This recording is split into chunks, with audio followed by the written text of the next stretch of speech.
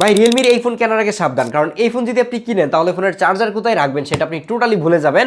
আর যদি আপনার কাছে এরকম পাওয়ার ব্যাংক থাকে তাহলে আপনার পাওয়ার ব্যাংক কিন্তু লজ্জা পেতে পারে, কারণ এটাকে যদি একবার ফুল চার্জ করা যায় তাহলে অলমোস্ট 3 দিন ব্যাটারি ব্যাকআপ পাওয়া যায়। আর 3 দিনের চার্জার কোথায় রাখবেন সেটা তো ভুলে যাওয়া একদমই normal. This is Realme C100X এবং এটার মধ্যে 8000 mAh এর ম্যাসিভ ব্যাটারি ইউজ করেছে।